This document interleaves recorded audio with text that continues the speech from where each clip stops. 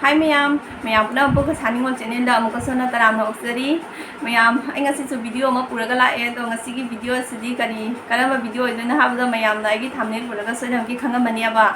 Da aha da mayam ai ngasi di chawal ke illa la bane do mayam nungna bi ganda nganda chawal ke illa ga thok lai kai na do ai na dum ining ba ko ai ngon da su dum ina hairi ba mai te gi dress ta hairi isa gi traditional dress ta yam na phaji ko le kai na habda phaji ba ai dum tong ningi da na ko adunia ba ko adu nai na ngasi chawal che injelak pani ado mayam video se houdingai da ko aina ngara ATM da salaga paisa lauthu bagi matang da doigi kai kai polai habu da adugi matang da video matem tang hapsarange adu makhata nai video se dum haujarake ab ko angna lore da ngasi gi video sidi mayam na matam kuina dagi ngai ra pa YouTube dagi paisa kyam phange revenue dagi paisa kyam sangai habu da ai ngasi mayam da uladam ne ba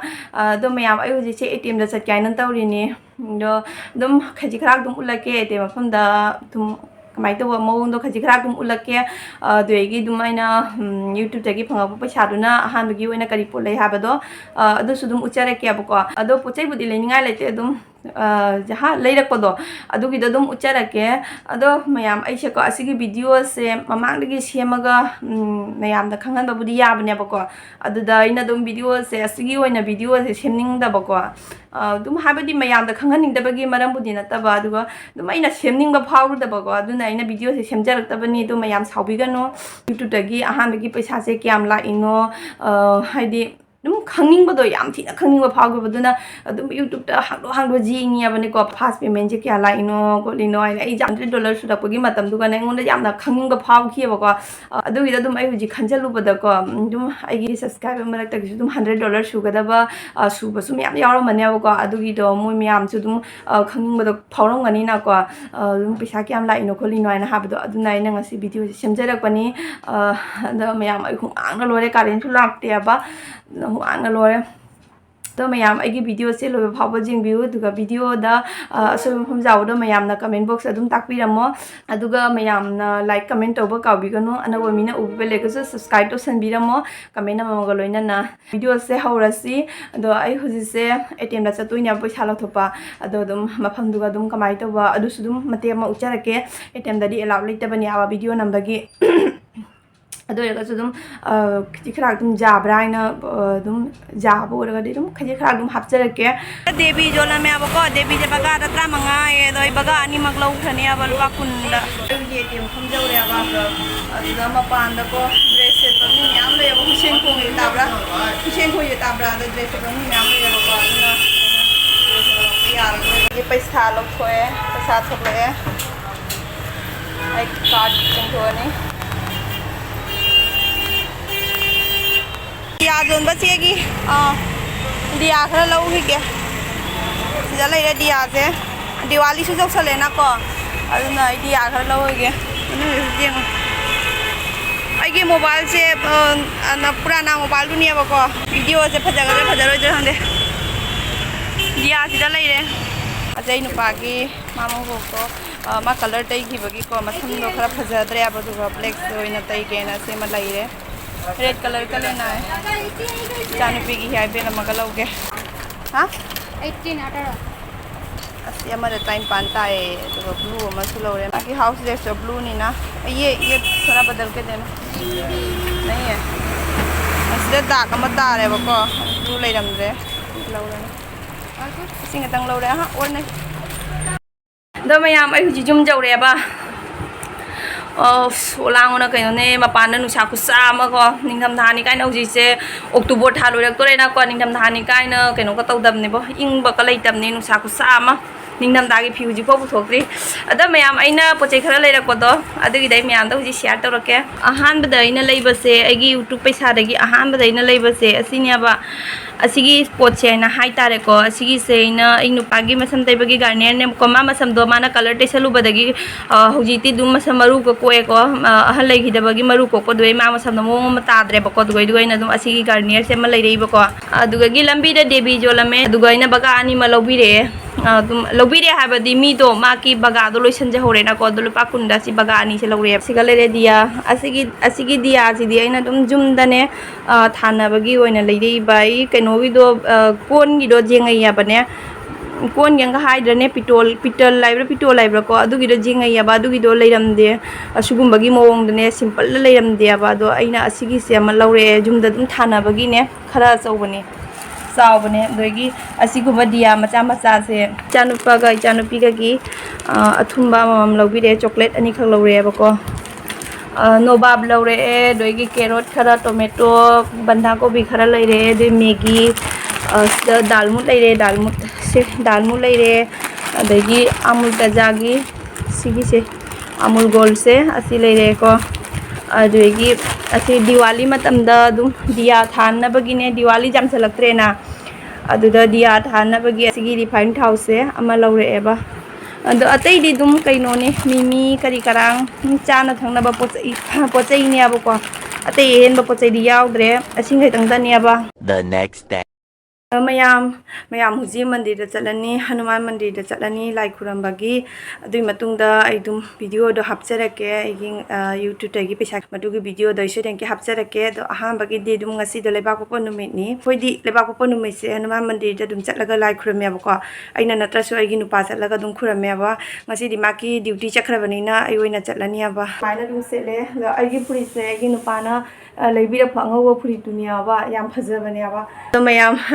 ꯚꯤꯗꯤꯑꯣꯁꯦ skip ꯇꯧꯕꯤꯒꯅꯨ ꯃꯌꯥꯝ ꯉꯥꯏꯕꯤꯔꯝꯃꯣ ꯃꯌꯥꯝꯗꯁꯨ ꯀꯨꯏꯅ ꯉꯥꯏꯍꯜꯂꯦ ꯅꯨꯃꯤꯠ 4-5ꯅꯤ ꯉꯥꯏꯍꯜꯂꯦꯕꯀꯣ ꯑꯗꯨꯒꯤ video ꯈꯛꯀꯤ ꯑꯣꯏꯅ ꯑꯗꯣ ꯃꯌꯥꯝ ꯉꯁꯤꯗꯤ ꯁꯣꯏꯗꯅꯀꯤ ꯍꯥꯞꯆꯔꯛꯑꯅꯤ ꯑꯩ ꯍꯧꯖꯤꯛ ꯃꯟꯗꯤꯔꯗ ꯉꯥꯏꯍꯥꯛꯇꯪ ꯆꯠꯂꯨꯈꯤꯒꯦꯕꯀꯣ ꯂꯥꯛꯅ ꯁꯤꯗ ꯄꯟꯅ ꯂꯩꯔꯦ ꯂꯝꯕꯤ ꯖꯥꯝ ꯑꯣꯏ ꯂꯩꯔꯦ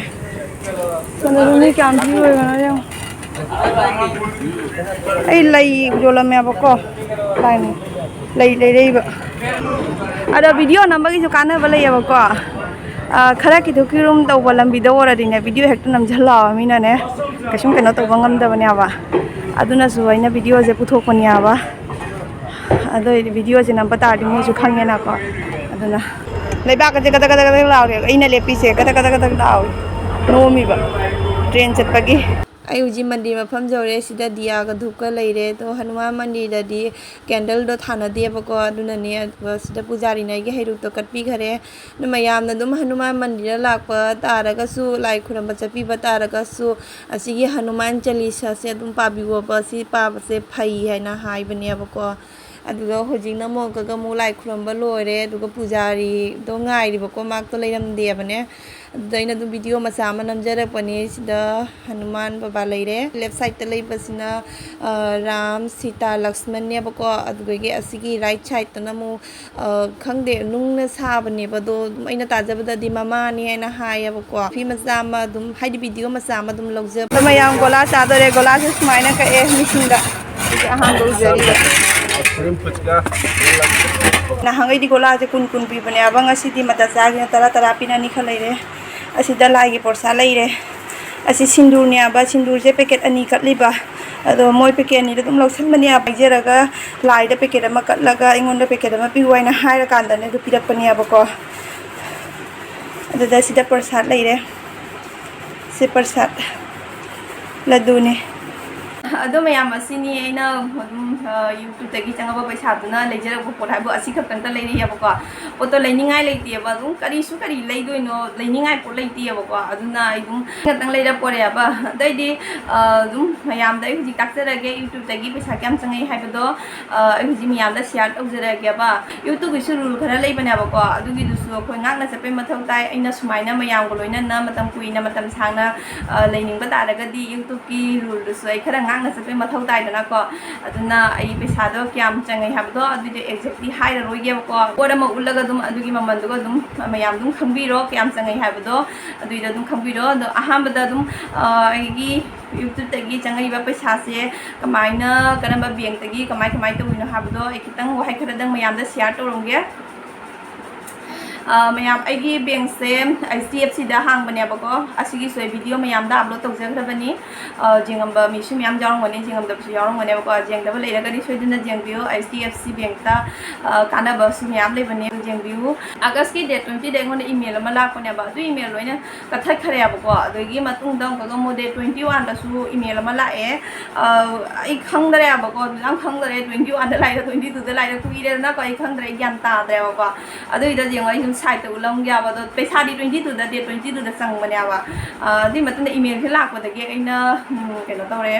ainu pa da phone tawre ba ina ne smaina email ma la e kumba paisa di check taw ko loi na email ma la e na hai ba ina ba kamai to do no aine id account do hang da di paisa se sang de na hai ba ne da mai ba dung ngasi nong khang ngai ro di matun da mu dum paw phau na se na hai ba di bank ka sat ka ni na hai ba ne mang ne ngai di nung thin wai ne khara thengje la kan da ngon da mu kaino mu madam do SDFC da gi madam na phone tawre ba ngon da smaina ai ra hangai na mani na ba ma ba nang gi paisa su khak sang e nang account da paisa su khak sang e kari gi paisa noi na hangai ba ne dum hai re ba madam adu gi do ai YouTube ta gi ni ma pan da gi dollar ni sangai do ai na dum ai na ina dum hai re ba mana hoi hoi na hai ga do ma ba ngon da email ma thara kani adu gi email do ma ngon da resend taw roi na hai ba ne ko ado du ga gi matung da ma email lo la e thari e ba thara ga do ye adu su ai taw ba hai tre ba ko ai di ma ngon da mu resend taw do hai tre ba hai do ko na da inu pa la kan da ma na taw bi khare mai to na date 21 da email do tha kha ba matung da date 22 da gi paisa se changi ne ba ko ado aina dum SDFC se phayena haing bagi madam na ko kaisu kui haude ba 20 21 22 numi humni sida dum paisa se changi ba ko adagi akogi atop bank thana da bai wari budi nate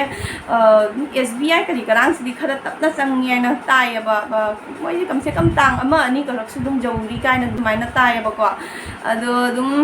mayam na YouTube ki oraga di SDFC da account hangbiu yam na nungai bane nang bank ka sat pagi suma thau da roi dum moi na dum tawra dam ne ba ko account hangbai da mo to sunang nang gi jum ta na dum la ga su hangbi ba ka su yaw bane ba ai gi jum ta na la ga mai ko na hang ki bane ba asini mayam tup tagi paisa kyam phangai na ha do paisa di directly hai ba yadam ni na asigi mobile si yeng bi mayam asigi mobile si Redmi 10A ne ba ko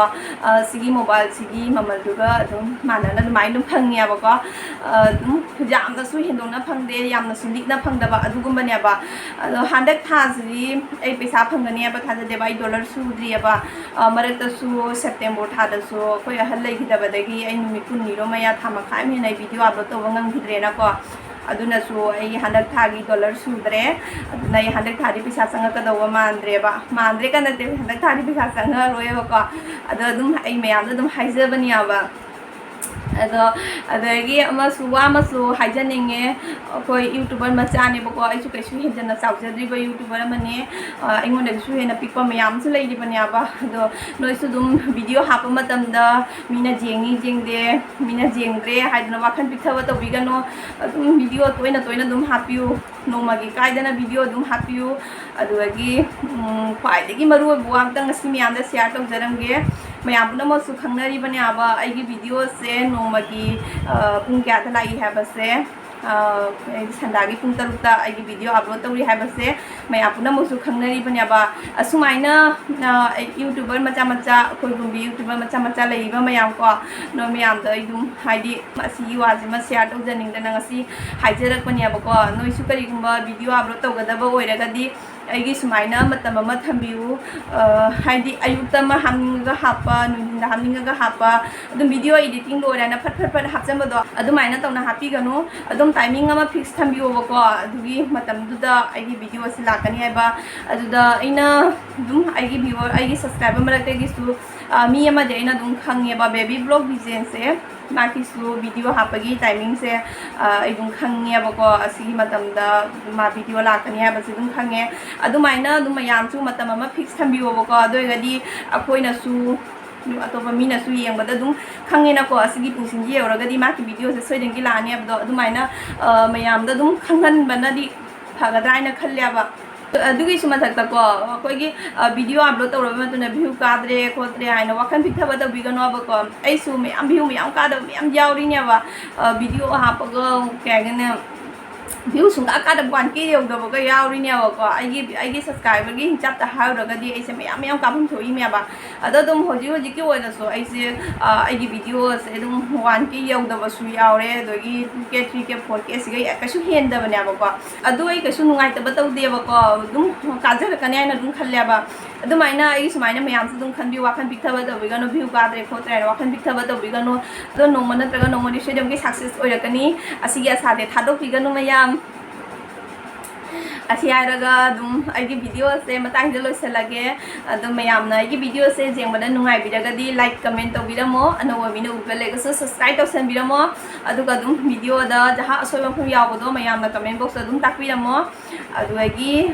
ꯃꯌꯥꯝꯅ ꯍꯪꯅꯤꯡꯕ question ꯑꯗꯨꯝ ꯍꯪꯕꯤꯔꯛꯑꯣ ꯃꯌꯥꯝ ꯑꯩ ꯃꯊꯪꯒꯤ ꯕ꯭ꯂꯣꯛꯇꯗꯤ Q&A ꯑꯣꯏꯅ ꯑꯗꯨꯝ ꯇꯧꯊꯣꯛꯆꯔꯛꯀꯦ ꯍꯥꯏꯅ ꯈꯜꯂꯤꯕꯅꯦꯕ ꯑꯗꯣ Q&Aꯗꯣ ꯀ꯭ꯋꯦꯁꯟ ꯂꯩꯇꯦ ꯃꯌꯥꯝ ꯑꯗꯨꯝ ꯍꯪꯅꯤꯡꯕꯗ ꯍꯪꯕꯤꯔꯛꯑꯣ ꯃꯌꯥꯝ ꯄꯨꯝꯅꯃꯛꯇꯩꯗꯤ ꯁꯦꯡꯅ ꯗꯥꯏꯔꯦꯛ ꯍꯥꯏꯗꯣꯛꯄꯅꯤꯅ ꯃꯌꯥꯝ ꯑꯩꯉꯣꯟꯗ ꯀꯩꯁꯨ ꯍꯪꯅꯤꯡꯉꯥꯏ ꯀ꯭ꯋꯦꯁꯟꯁꯨ ꯂꯩꯔꯝꯃꯔꯣꯏ ꯍꯥꯏꯅ ꯈꯜꯂꯦꯕ ꯑꯗꯨ ꯑꯣꯏꯔꯒꯁꯨ ꯑꯗꯨꯝ ꯑꯇꯩꯁꯨ ꯀꯩꯀꯩꯅꯣ ꯃꯌꯥꯝ ꯍꯪꯕꯤꯔꯛꯑꯣꯕꯀꯣ ꯑꯗꯣ ꯀ꯭ꯌꯨꯗꯣ